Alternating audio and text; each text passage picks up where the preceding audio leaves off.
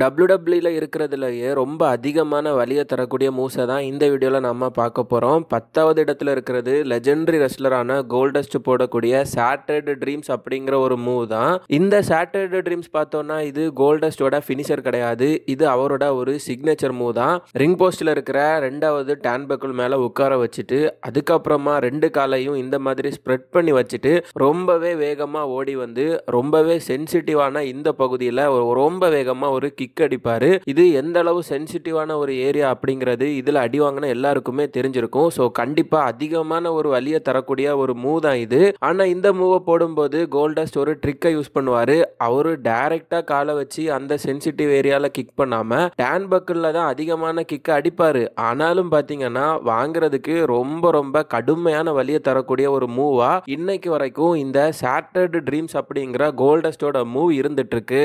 அடுத்ததா நாம பார்க்க போற கொடூரமான வலியை தரக்கூடிய இந்த மூவோட பெயர் பான்சாய் டிராப். இது பார்த்தீங்கன்னா ஒரு நார்மலான மூவ் தான். இதை ஒரு 200 பவுண்ட்ஸோ 250 பவுண்ட்ஸோ இருக்கக்கூடிய ரெஸ்லர் போட்டாங்க அப்படின்னா பிரச்சனை கிடையாது. ஆனா இந்த பான்சாய் டிராப் மூவை WWE போட்ட அந்த ஒரு ரெஸ்லர் யாரு அப்படின்னு பார்த்தோம்னா அது யோகோசுனா தான். யோகோசுனா பார்த்தீங்கன்னா கிட்டத்தட்ட 600 பவுண்ட் இடையில இருந்த ஒரு பயங்கரமான ஹெவி வெயிட் ரெஸ்லர் தன்னோட ஆப்பனண்ட ஸ்டேஜில் படுக்க போட்டுட்டு அதுக்கப்புறமா ரிங் போஸ்ட்ல ஏறி அங்கிருந்து கொடூரமான முறையில் ஆப்பனண்ட் மேல தன்னோட பின்பக்கம் மொத்தமா விழுற மாதிரி போய் உட்காருவாரு. முக்கியமா WWE ராவோட ஆரம்ப காலங்கள்ல ஒரு தடவை அவருக்கு பிடிக்காத ஒரு ரெஸ்லர் மேல கொடூரமான முறையில இந்த பான்சாய் டிராப் மூவ போட்டு கிட்டத்தட்ட அந்த ஜாபர் ரெஸ்லரோட விலா எலும்புகளை உடைச்சிருக்கதா சொல்றாங்க. அது மட்டும் இல்லாம இவர் வேணும்னே இதை பண்ணதாவும் ஒரு நியூஸ் இருக்கு. இவருக்கு அப்புறமா ரிக்கிசி மாதிரியான ஒரு சில ரெஸ்லர்ஸ் இந்த மூவை யூஸ் பண்ணாங்க. இப்ப பார்த்தோம்னா WWE உமன் ரெஸ்லரான நயா ஜாக்ஸும் இது அவங்களோட பினிஷரா யூஸ் பண்ணிட்டு இருக்காங்க. சோஃபார் எந்த இன்ஜுரியும் வரல. ஆனா இப்படியே இதை போட்டுட்டு இருந்தாங்க அப்படின்னா கண்டிப்பா பெரிய ஆபத்து நடக்கிறதுக்கு கூட சான்ஸ் இருக்கு.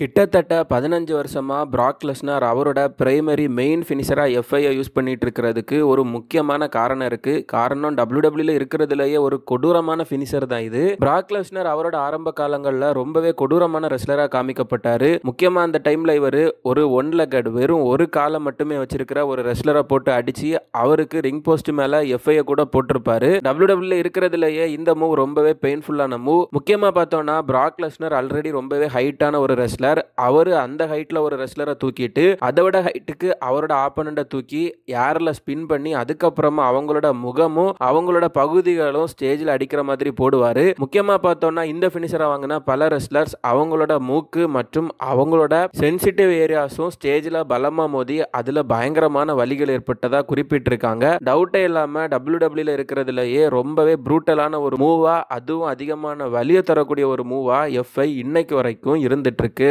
அடுத்த ரெஸ்லரை பார்க்கறதுக்கு முன்னால நண்பா குயிக்கா ரொம்பவே யூஸ்ஃபுல்லான ஒரு சூப்பரான ப்ராடக்ட்டை பத்தி பார்த்துடலாம். நார்மலான சேவிங் பிளேடை வச்சு சேவ் பண்ணும்போது ஈஸியா வெட்டு காயங்களும் சேவ் பண்ணின இடத்துல அதுக்கப்புறமா எரிச்சலும் ஏற்படும். இந்த ப்ராப்ளமை சால்வ் பண்றதுக்காக இப்போ லேட்டஸ்டா வந்திருக்கிறது தான் இந்த போர்ட்டபிள் எலக்ட்ரிக் சேவிங் மிஷின். இதுல இருக்கிற 3 செட்ஸ் ஆஃப் 6 பிளேட்ஸ் மோட்டாரை வச்சு எந்த காயமும் எந்த எரிச்சலும் இல்லாம தாடியை நீட்டா சேவ் பண்ணிக்க முடியும். இந்த எலக்ட்ரிக் சேவிங் மிஷினை ரொம்பவே ஈஸியா எங்க வேணாலும் எடுத்துட்டும் போக முடியும். இதுல 400 மில்லி ஆம்பியர் கொண்ட பவர்ஃபுல்லான பாலிமர் பேட்டரி கொடுத்திருக்காங்க. சி டைப் சார்ஜிங் கேபிளை யூஸ் பண்ணி இதை ஒன் டைம் சார்ஜ் பண்ணுனா 1.5 ஹவர்ஸ்க்கு தொடர்ந்து ஸ்டாப் ஆகாம இதை நம்மளால யூஸ் பண்ணிக்க முடியும். சார்ஜிங் கேபிளும் கிளீனிங் பிரஷும் கூடவே கொடுத்துருவாங்க. எல்லாத்தை விட முக்கியமா இதுல PX7 வாட்டர் ப்ரூஃப் ரேட்டிங் கொடுத்திருக்காங்க. இதை அப்படியே தூக்கி தண்ணிக்குள்ள போட்டு நீட்டா வாஷ் பண்ணி எடுத்துக்கவும் முடியும். இந்த ப்ராடக்டோட ஒரிஜினல் பிரைஸ் 999 rupees. ஆனா நம்ம ரெஸ்லிங் கமெண்ட்ரி சேனலோட லிங்க் மூலமா போய் பர்ச்சேஸ் பண்ணினீங்கன்னா இதை உங்களால ஆஃபர்ல 599 rupeesக்கு வாங்கிக்க முடியும். இந்த வெப்சைட்ல கேஷ் ஆன் டெலிவரி மட்டும்தான் அவைலபிளா இருக்கும். ஸோ ஆர்டரை போட்டுட்டு ப்ராடக்ட் கையில கிடைச்ச அப்புறமா நீங்க பே பண்ணினா போதும். ரொம்பவே யூஸ்ஃபுல்லான ஒரு ப்ராடக்ட். ஸோ மறக்காம ப்ராடக்ட்டை செக் பண்ணி பாருங்க. இப்போ வாங்க வீடியோவை கண்டினியூ பண்ணலாம். WWE இருந்த லெஜெண்டரி ரெஸ்லரான பிரெட் ஹார்ட்டை the best there is the best there was and the best there ever will be அப்படின்னு சொல்லுவாங்க. ரிங்ல வேற லெவல்ல ரெஸ்ல் பண்றது மட்டும் இல்லாம தான் கூட ரெஸ்ல் பண்ற ரெஸ்லர்ஸுக்கு எந்த ஒரு காயமும் ஏற்படாம அவங்களையும் சேஃபா வச்சுக்கிறதுல பெயர் போனவர் தான் இந்த பிரெட் ஹார்ட். அது மட்டும் இல்லாம பிரெட் ஹார்ட் எப்பவுமே அவரு கூட ரெஸ்ல் பண்ற ரெஸ்லர்ஸ் வேற லெவல்ல ஃபேன்ஸுக்கு தெரியணும் அப்படிங்கறதுலயும் குறிப்பா இருப்பாரு. இந்த லிஸ்ட்ல மேக்சிமமா நம்ம பார்த்த எல்லா மூவ்ஸுமே ஒரு ரெஸ்லர் அவரோட ஆப்பனண்ட்டுக்கு போடக்கூடியதா தான் இருக்கும். ஆனா நாம பார்க்க போற அதிக பெயினை தரக்கூடிய இந்த மூவ் பாத்தீங்கன்னா பிரெட் ஹார்ட்டுக்கு போடுற ஒரு மூவ் அப்படின்னே சொல்லலாம். பிரெட் ஹார்ட்டோட ஆப்பனன்ஸ் அவரை பிடிச்சி ரொம்பவே வேகமா டேன்பக்கிள் மேல தள்ளி விடுவாங்க. வேகமா ஓடி போன பிரெட் ஹார்ட் அவரோட நெஞ்செலும்பு டைரக்டா டேன்பக்கிள் இடிச்சு அங்கிருந்து ஃபோர்ஸா பின்பக்கமா விழுவாரு. பிரெட் ஹார்ட் அவரோட கரியர்ல 1970களோட ஆரம்ப காலத்துல இந்த மூவ பண்ணும்போது இதுக்கு ரசிகர்கள் மத்தியில இருந்து அதிகமான சவுண்ட் வரதை கவனிச்ச அவரு அதுக்கப்புறமா தொடர்ந்து ஒவ்வொரு மேட்ச்லயும் இந்த பெயின்ஃபுல்லான ஸ்பாட்டை எடுக்க ஆரம்பிச்சாரு. நியர்லி அதுக்கப்புறமா அவரோட எல்லா மேட்ச்லயுமே பாத்தீங்கன்னா இந்த ஒரு ஸ்பாட்டை இவர் பண்ணிருப்பாரு. இந்த ஸ்பாட்டை பண்ணதுக்கு அப்புறமா அவர் கீழே விழுந்து வழியில துடிச்சது பாத்தீங்கன்னா ஒரு 70% ரியலான பெயின்ல தான் இருந்திருக்கு.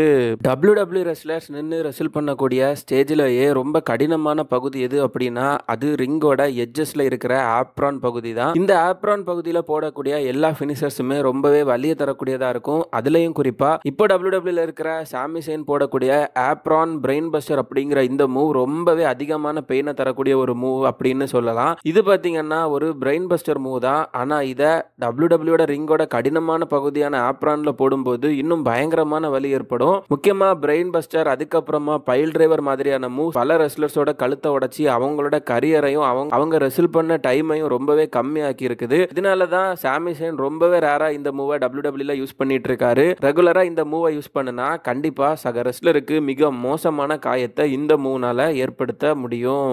WWE அலபாமா ஸ்லாம் அப்படிங்கிற இந்த ஃபினிஷரை முதல்ல அறிமுகப்படுத்தினவர் ஹார்ட்கோர் ஹாலி அப்படிங்கிற ரெஸ்லர் தான். ஹார்ட்கோர் ஹாலி இதை அவரோட ஒரு சிக்னேச்சர் மூவா யூஸ் பண்ணிட்டு இருந்தாரு. ஹார்ட்கோர் ஹாலி பாத்தீங்கன்னா அலபாமா ஸ்லாமை தான் போடுவாரு. ஆனா ஆப்பனண்டோட முதுகு பகுதி தான் ஸ்டேஜ்ல அடிக்கிற மாதிரி இருக்கும். ஆனா ட்ரூ மெக்கிண்டர் பாத்தீங்கன்னா இன்வெர்டட் அலபாமா ஸ்லாம்னு ஒண்ணு போடுவாரு. அவரோட ஆப்பனண்டோட தலைப்பகுதியும் உடம்பு பகுதியும் முகப்பகுதியும் டைரக்டா வந்து ஸ்டேஜ்ல படுற மாதிரியான ஒரு கொடூரமான மூவ் தான் இது. அது மட்டும் இல்லாம ரீசெண்டா ட்ரூ மெக்கிண்டர் ரிடிக் மாஸ் அப்படிங்கிற ஒரு ரெஸ்லருக்கு இந்த ஃபினிஷரை போடும்போது பாட்ச் ஆகி அவரோட தலை டைரக்டா ஸ்டேஜ்ல போய் படுற மாதிரி விழுந்திருப்பாரு. ட்ரூ மெக்கிண்டருக்கு ஆல்ரெடி ஃபியூச்சர்ஸ் ஆஃப் டிடிடி அதுக்கப்புறமா கிளேமோர் கிக்னு 2 சூப்பரான ஃபினிஷர் இருக்குது. ஆனா மூணாவதா அவர் யூஸ் பண்ற இந்த அலபாமா ஸ்லாம் பாத்தீங்கன்னா ரொம்ப டேஞ்சரான ஒரு மூவா இன்னைக்கு வரைக்கும் WWE இருந்துட்டு இருக்கு.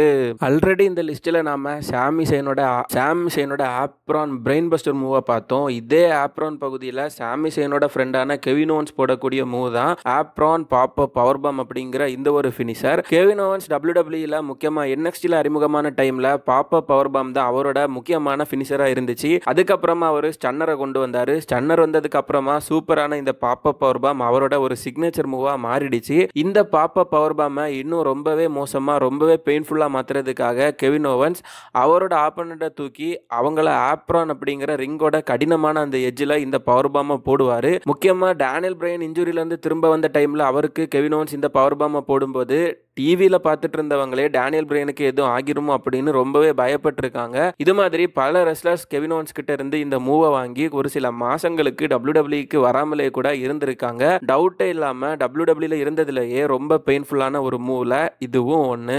WWE ரொம்பவே பேசிக்கா இன்னும் சொல்ல போனா எல்லா மேட்ச்லயுமே ரெஸ்லர்ஸ் யூஸ் பண்ணக்கூடிய ஒரு மூவ் தான் DDT அப்படிங்கிற ஒரு மூவ். சக ரெஸ்லரோட கழுத்தை லாக் பண்ணிட்டு அவங்களோட முகத்தை டைரக்டா ஸ்டேஜ்ல அடிக்கிற ஒரு மூவ் தான் இது. ஆனா இந்த மூவ் பாத்தீங்கன்னா ரொம்பவே டேஞ்சர். முக்கியமா ஜேக் த ஸ்னேக் ராபர்ட்ஸ் தான் இந்த மூவை கண்டுபிடிச்சவர். அவர் ஆரம்பத்தில் போடக்கூடிய DDT பல ரெஸ்லர்ஸோட கரியரே காலி பண்ணிருக்கு. அது மட்டும் இல்லாம 2010க்கு முன்னாடி ட்ரூ மெக்கிண்டர் சார்லி ஹாஸ் அப்படிங்கிற ஒரு ரெஸ்லருக்கு லைவ் டிவில இந்த DDT போடுவாரு. அந்த DDT பாட்ச் ஆகி சார்லி ஹாஸ் அவரோட கழுத்தெலும்பு உடைக்கப்பட்டு அதுக்கப்புறம் அவரோட ரெஸ்லிங் கரியரே கம்ப்ளீட்டா காலியாச்சுது. ரெஸ்லிங்ல இருக்கிற இன்னொரு பேசிக்கான மூவ் எது அப்படின்னு பார்த்தோம்னா கிளாட்ஸ் லைனை பொறுத்த வரைக்கும் இதை பல வேரியன்ட்ஸ்ல ரெஸ்லர்ஸ் யூஸ் பண்ணுவாங்க. உதாரணமா பார்த்தோம்னா ஒரு தடவை டேனியல் பிரையன் ரோப்பு மேல உட்கார்ந்துட்டு இருக்கும்போது சிஎம் பங்க் பறந்து வந்து கிளாட்ஸ் லைன் போடுவாரு. ட்ரூ மெக்கிண்டர் பவர்ஃபுல்லான கிளாட்ஸ் லைனை போட்டு ரிக்கெசெட்டை ரிங்கிலேயே ரொட்டேட் ஆகி விழ வச்சிருப்பாரு. இன்னும் பார்த்தோம்னா WWE ஃபார்மர் WWE சாம்பியனான JBL clothesline from hell அப்படின்னு கிளாட்ஸ் லைனை தான் அவரோட ஃபினிஷராகவே யூஸ் பண்ணியிருப்பாரு. JBL இந்த கிளாட்ஸ் லைனை போடும்போதெல்லாம் ஆப்பனண்டோட தலையை தனியாக கலட்டி எடுக்கிற மாதிரி பயங்கர ஃபோர்ஸாக போடுவாரு. என்னதான் இது ஒரு பேசிக்கான மூவா அதிகமாக போடப்பட்டாலும் டவுட்டே இல்லாமல் WWE இருக்கிறதுலேயே அதிக வலியை தரக்கூடிய மூவ்ஸ்க்கான லிஸ்ட்டில் இதுவும் கண்டிப்பாக இருக்கும். இது தவிர WWE இருக்கிறதுலேயே ரொம்ப பெயின்ஃபுல்லான மூவ் எது அப்படின்னு உங்களுக்கு தெரிஞ்சிருந்துன்னா மறக்காம கமெண்ட் பண்ணுங்க. வீடியோ பிடிச்சிருந்தனா வீடியோவை ஒரு லைக் பண்ணுங்க. நம்ம சேனலை சப்ஸ்கிரைப் பண்ணாம பார்த்துட்டு இருந்தீங்கன்னா மறக்காம சப்ஸ்கிரைப் பண்ணி பெல் ஐக்கானை கிளிக் பண்ணி நோட்டிஃபிகேஷன்ஸையும் ஆல்ல போட்டு வச்சுக்கோங்க.